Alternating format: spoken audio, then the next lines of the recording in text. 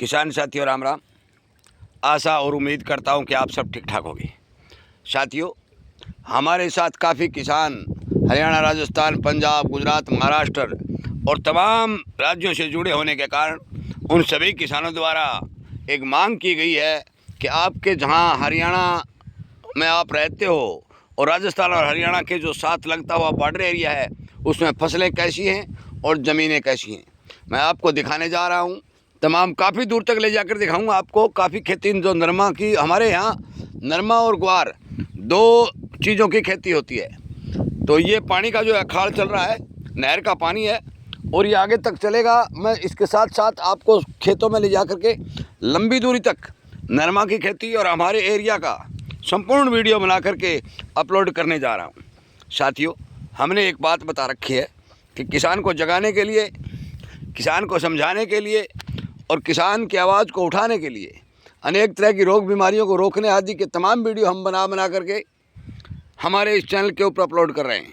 हमारा मकसद ये है कि किसान को तमाम अपने देश भारत की एरिया की जानकारी होना अति आवश्यक है कि इस एरिया में ये चीज़ की खेती होती है, इस एरिया में ऐसी ज़मीनें हैं, इस एरिया में ये पानी है, इस एरिया में कितनी कॉटन होती है, कितना ग्वार होता है, कितना सोयाबीन होता है, कितना मूंग होता है। सभी जानकारियां किसानों को होनी आवश्यक है और इसीलिए हम लगातार प्रयास कर रहे हैं कि जैसे भी हो किसान को अनेक जानकारी अनेक एरियो की मिलती रहे। ये नरमा की खेती जिसमें मैं चल रहा हूँ, ये नरमा की खेती किसान ने नहर का पानी लगाने के बाद बोई है। ये आपको दिखाई दे रहा है। ये कम से कम हमारे एकड़ होता है, एकड़। और आपकी जानकारी के लिए बता दूं कि 2.5 एकड़ का 1 हेक्टेयर होता है। 2.5 एकड़ जो ज़मीन हरियाणा की होती है उसमें एक हेक्टेयर का नाम दिया जाता है। ये फसलें जो किसानों ने बो रखी हैं बिल्कुल सही, अच्छी फसलें मौके के ऊपर चल रही हैं। खेती 2 प्रकार की होती है लगभग मेन नरमा और ग्वार। ये आपको कॉटन बेल्ट भी कहा जाता है क्योंकि राजस्थान के साथ लगता हुआ एरिया और राजस्थान का हनुमानगढ़, गंगानगर ज़िला ये कॉटन बेल्ट के नाम से जाना जाता है। मैं आपकी जानकारी के लिए बता दूं कि यदि इस एरिया के किसान को सही से नहर का पानी मिले तो ज़मीनें यहाँ बहुत बढ़िया हैं, समतल हैं, सुंदर भी हैं। और जो सरकार ये कहती है कि भी पेड़ लगाइए, तो इस एरिया में काफ़ी बड़े बड़े पेड़ भी हैं। हर खेत के अंदर 20-20, 25-25, 30-30 पेड़ जो है किसानों ने लगा रखे हैं। इनका किसान जो है लकड़ी आदि के लिए यूज़ नहीं करते हैं, इनको बड़े बनाने और फिर इसकी बिक्री करने के लिए यूज़ करते हैं। बाकी लकड़ी वगैरह का जो सिस्टम है वो लगातार नरमा की खेती होने के कारण यहाँ भरपूर रहता है।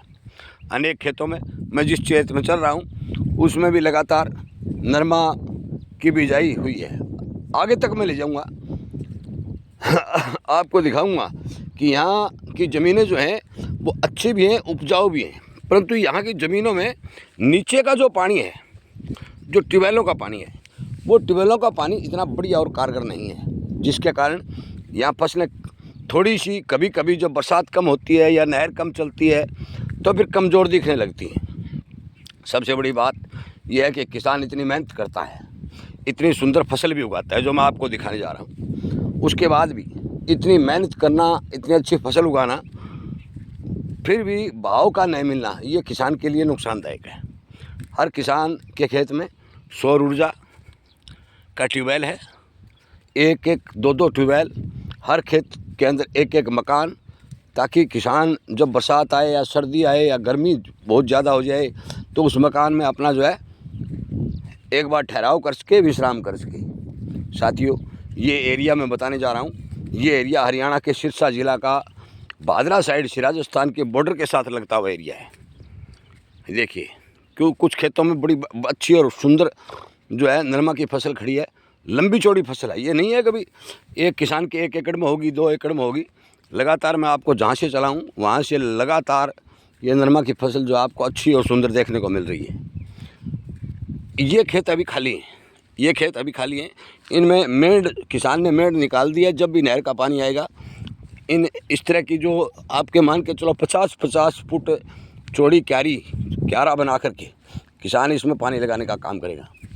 साथियों, यदि प्रत्येक किसान को समय पर पानी, खाद, बीज, दवाई सरकार सही से उपलब्ध करवाती है, तो मान के चलो कि भारत का किसान इतना मजबूत और इतना परिश्रमी है कि वो कहीं से भी हमारी धरती माता से सोना पैदा कर सकता है।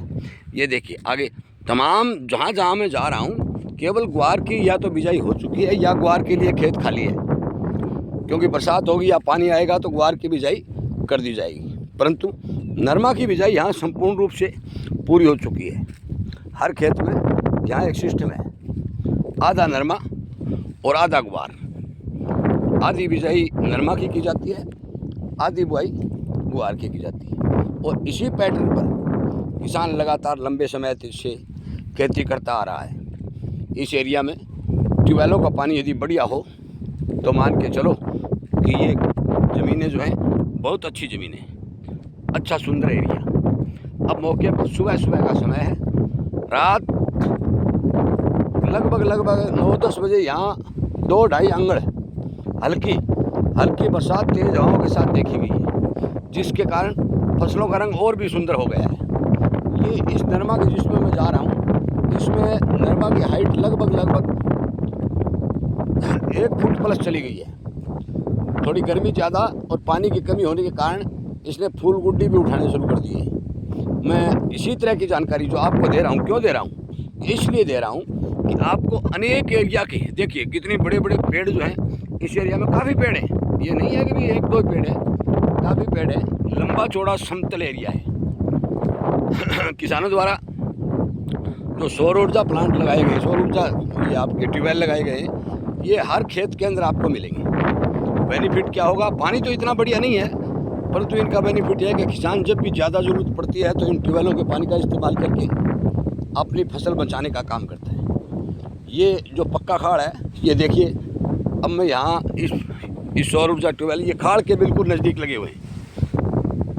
इस पक्के खाड़ पर जहाँ से चला था इधर से होकर के यहाँ पहुँच चुका। इसमें लगातार पानी चल रहा है, नहरें आती हैं, पानी अच्छा होता है, स्पीड भी अच्छी होती है। और नहरी पानी का ठीक से इस्तेमाल किसान बिल्कुल सोच समझ के करता है, क्योंकि पानी की कमी होने के कारण एक एक बूंद को बचाना किसान का कर्तव्य होता है। लगातार किसान इस एरिया में प्रगति भी कर रहा है, मेहनत भी कर रहा है, ज़मीन को समतल भी बना रहा है और अपनी उपज बढ़ाने के तमाम प्रयास कर रहा है। परंतु इतने प्रयास करने के बावजूद किसान को ठीक से भाव नहीं मिलना, इस बात की जानकारी है कि किसान को सरकार ने भगवान भरोसे छोड़ रखा है। ये जितनी दूरी में आपको दिखाई दे रहा है, बड़ी बढ़िया 1 नंबर नरमा की खेती जो है मौके पर चल रही है। कहीं भी कोई किसी भी प्रकार की रोग बीमारी या और कोई समस्या का कोई ही कारण इसमें दिखाई नहीं दे रहा। खेती में फिर बता देता हूँ, नंबर 1 नरमा और दूसरे नंबर पर ग्वार। किसान केवल 2 बिल्कुल दूर दूर तक देखिए, बिल्कुल सुंदर और साफ एरिया आपको हमारे हरियाणा का, राजस्थान के साथ लगते हुए बॉर्डर का सिरसा जिला का एरिया दिखाई दे रहा है। साथियों, इस वीडियो को तमाम किसानों तक शेयर करें, ताकि हमारे जो किसान हैं, जो कोई गुजरात से जुड़ा हुआ है, कोई महाराष्ट्र से जुड़ा हुआ है, कोई मध्य प्रदेश से जुड़ा हुआ है, उसे हमारे इस एरिया की तमाम जानकारी और अच्छी फसलों की जानकारी व किसान की प्रगति की जानकारी, किसान की खुशहाली की जानकारी मिल सके।